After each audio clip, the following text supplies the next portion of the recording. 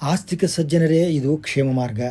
ರಾಷ್ಟ್ರೀಯ ಹೆದ್ದಾರಿ ಸಂಖ್ಯೆ 4ರಿಂದ ಧಾರವಾಡದಿಂದ ಬೆಳಗಾವಿಗೆ ಹೋಗುವ ಹೈವೇಯಲ್ಲಿ 42 ಕಿಲೋಮೀಟರ್ ಕ್ರಮಿಸಿ ಈಗಿನ ಮಲಪ್ರಭಾಳಿಗೆ ಹರಿಯಲು ಅವಕಾಶ ಕಲ್ಪಿಸಿದ ಬ್ರಿಡ್ಜ್ ದಾಟಿ ಸರ್ವೀಸ್ ರಸ್ತೆ ಹಿಡಿದು ಬ್ರಿಡ್ಜ್ ಕೆಳಗಿನಿಂದ ಬಲಭಾಗಕ್ಕೆ ಅರ್ಧ ಕಿಲೋಮೀಟರ್ ಕ್ರಮಿಸಿದರೆ ಚವನ ಮಹರ್ಷಿಗಳು ಶಿವಾಲಯವನ್ನು ಸ್ಥಾಪಿಸಿ ತಪಸ್ಸು ಮಾಡಿದ ದಿವ್ಯ ಕ್ಷೇತ್ರ ಅಶ್ವತ್ಥ ನರಸಿಂಹ ದೇವಾಲಯವಿದೆ. ಇದನ್ನೇ ಕಿತ್ತೂರು ತಾಲೂಕು MK ಹುಬ್ಬಳ್ಳಿ ಅಶ್ವತ್ಥ ನರಸಿಂಹ ದೇವರು ಅಂತ ಕರೆಯುತ್ತಾರೆ. ಚವನ ಋಷಿಗಳು ಯಜ್ಞವೊಂದನ್ನು ನಡೆಸಿ ಯಜ್ಞಫಲವನ್ನು ನರಸಿಂಹದೇವರಿಗೆ ಅರ್ಪಿಸಲು ಒಂದು ಶಿಲೆಯಲ್ಲಿ ನರಸಿಂಹದೇವರನ್ನು ಆವಾಹಿಸಿ ಯಜ್ಞಫಲವನ್ನು ಸಮರ್ಪಿಸಿ ನರಸಿಂಹದೇವರ ಆಜ್ಞೆಯಂತೆ ಈಗಿನ ಆಂಧ್ರದ ಗದ್ವಾಲಕ್ಕೆ ಹೊರಡುವ ಮುನ್ನ ನರಸಿಂಹದೇವರ ಶಿಲೆಯನ್ನು ಉತ್ತರವಾಹಿನಿಯಾಗಿ ಹರಿಯುತ್ತಿರುವ ಹೊಳೆಯಲ್ಲಿ ಜಲಾಧಿವಾಸ ಮಾಡಿದರು. ಅಂದಿನಿಂದ ಚವಳಿ ಹೊಳೆ ಅಂತ ಪ್ರಸಿದ್ಧವಾಯಿತು.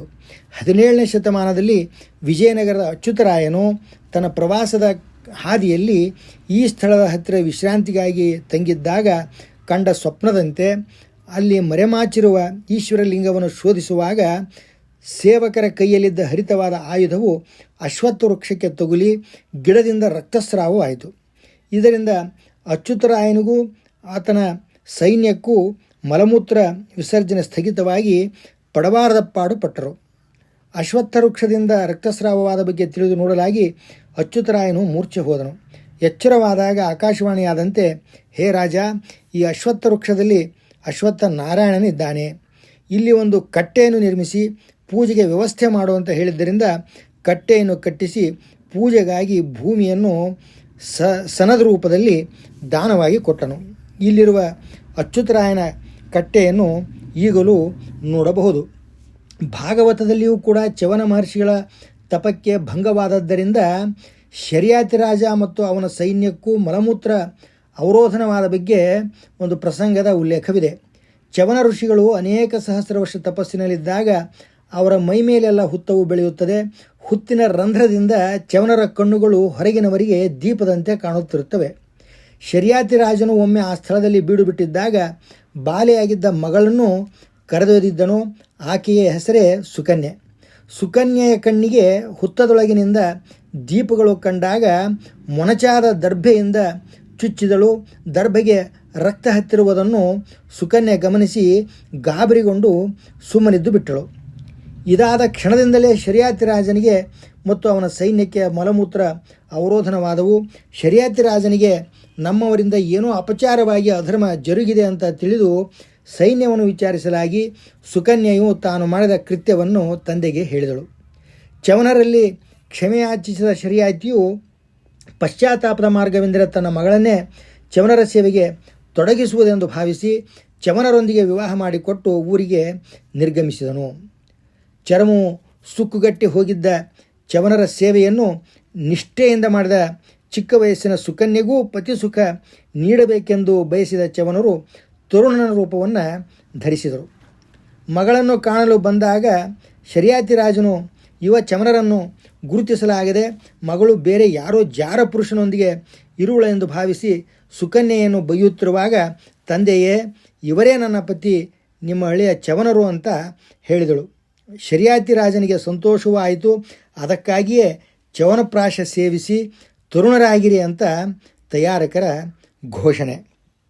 ಬಿಜಾಪುರ ಜಿಲ್ಲೆಯ ಖೇಡ ಎಂಬ ಗ್ರಾಮದವರಾದ ಪೂಜಾ ನೇಮ ನಿತ್ಯೆಯಲ್ಲಿ ನಿಷ್ಠರಾಗಿದ್ದ ಬಂಗಾರ ಬೆಳ್ಳಿ ವ್ಯಾಪಾರಿಯಾಗಿದ್ದ ಯಾದಪ್ಪ ನಾಯಕನೆಂಬ ಧನಿಕನನ್ನು ದೋಚಲು ಬಂದವರಿಗೆ ಸಿಂಹವಾಗಿ ಕಾಣಿಸಿಕೊಂಡು ಕಾಪಾಡಿದ ಭಗವಂತನ ಹಿರಿಮೆಯನ್ನು ತಿಳಿದು ಸಿಂಹದ ರೂಪದಲ್ಲಿ ಭಗವಂತನ ದರ್ಶನ ಪಡೆದ ಕಳ್ಳರೇ ಮಹಾಭಾಗ್ಯರೆಂದು ತೀರ್ಮಾನಿಸಿ ತಮ್ಮಲ್ಲಿದ್ದ ಧನಕನಕಗಳನ್ನು ಕಳ್ಳರಿಗೆ ಕೊಟ್ಟು ವಿರಕ್ತರಾಗಿ ಕಾಶಿಗೆ ಹೋಗಿ 12 ವರ್ಷ ಮಧ್ವ ಸಿದ್ಧಾಂತ ಅಧ್ಯಯನವನ್ನು ಮಾಡಿ ಶ್ರೀಮನ್ ನ್ಯಾಯಸುಧಕ್ಕೆ ಟಿಪ್ಪಣಿ, ಭಾಗವತ ತಾತ್ಪರ್ಯ ಚಂದ್ರಿಕಾ, ಯಮಕ ಭಾರತ ಟೀಕಾ, ತತ್ವೋದ್ಯೋತ, ತತ್ವಸಂಖ್ಯಾನ, ನ್ಯಾಯದೀಪಕ ಎಂಬ ಟಿಪ್ಪಣಿಗಳನ್ನು ರಚಿಸಿದ ಯಾದವಾರ್ಯರು ತಮ್ಮ ಸಂಚಾರದಲ್ಲಿ ಈ ಸ್ಥಳಕ್ಕೆ ಬಂದಾಗ ಉತ್ತರವಾಹಿನಿಯಾಗಿ ಹರಿಯುತ್ತಿರುವ ಹೊಳೆಯನ್ನು ಕಂಡು ತಪಸ್ಸಿಗೆ ಯೋಗ್ಯವಾದ ಕ್ಷೇತ್ರವೆಂದು ಭಾವಿಸಿ ಅಶ್ವತ್ಥ ವೃಕ್ಷದ ಬುಡದಲ್ಲಿ ಒಂದು ಶಿಲೆಯಲ್ಲಿ ಹನುಮ, ಭೀಮ, ಮಧ್ವಾಂತರ್ಗತ ಶ್ರೀ ಲಕ್ಷ್ಮೀ ನರಸಿಂಹನನ್ನು ಆರಾಧಿಸುತ್ತಾ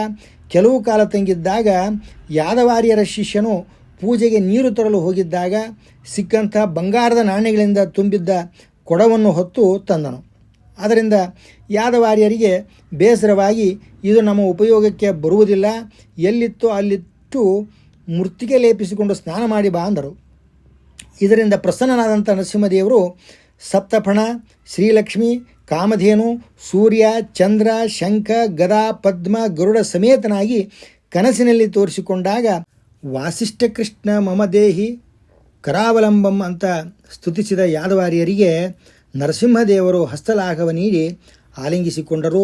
ನೀನು ಈಗ ನನ್ನನ್ನು ಯಾವ ರೀತಿ ನೋಡಿದೆಯೋ ಅದೇ ರೀತಿ ಈ ಹೊಳೆಯಲ್ಲಿ ಜಲಾಧಿವಾಸದಲ್ಲಿರುವ ನನ್ನ ಶಿಲೆಯ ಮೇಲೆ ಗಂಧದಿಂದ ಬರೆದು ಪೂಜಿಸು ಅಂತ ಹೇಳಿದನಲ್ಲದೆ, ನೀರಿನಲ್ಲಿದ್ದ ಶಿಲೆಯನ್ನು ಶೋಧಿಸಲು ದರ್ಭದ ಒಂದು ಪವಿತ್ರವನ್ನು ಮಾಡಿ ನೀರಿನಲ್ಲಿ ಬಿಡು.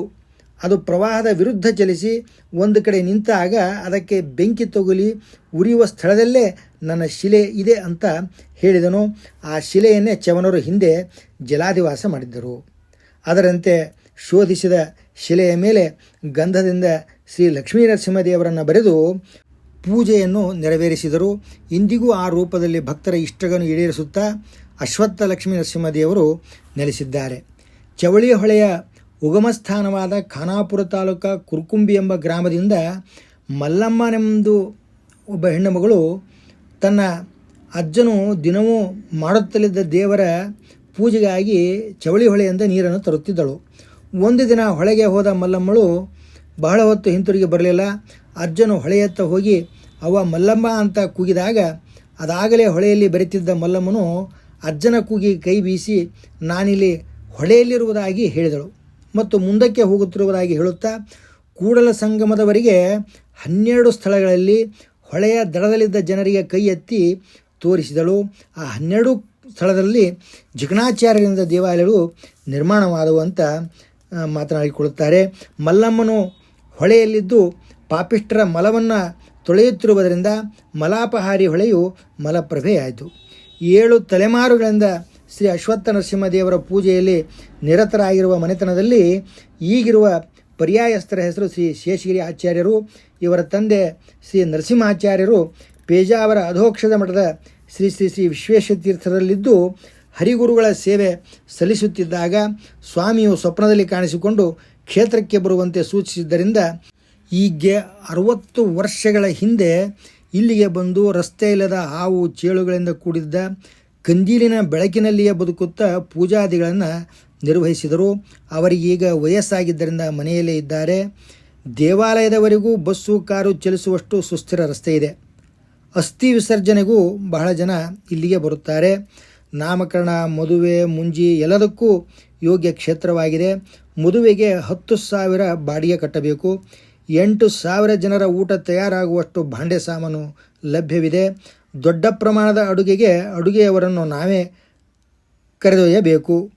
ಕೂಡಲಿಕ್ಕೆ 70 ಕುರ್ಚಿಗಳು ಲಭ್ಯವಿವೆ ಅಂತ ಕಚೇರಿಯ ಶ್ರೀ AT ಕುಲಕರ್ಣಿಯವರು ಹೇಳುತ್ತಾರೆ. ಪರ್ಯಾಯಸ್ಥ ಅರ್ಚಕರ ಮೊಬೈಲ್ ಸಂಖ್ಯೆ 8904601543. ಕಚೇರಿಯ ಮೊಬೈಲ್ ಸಂಖ್ಯೆ 9620971818. ವಿವರಗಳಿಗಾಗಿ ಮೊಬೈಲ್ ಸಂಖ್ಯೆ 9886933967. ಈ ಕ್ಷೇತ್ರಕ್ಕೆ ಹೈವೇಗೆ ಹತ್ತಿಕೊಂಡು ಕಿತ್ತೂರು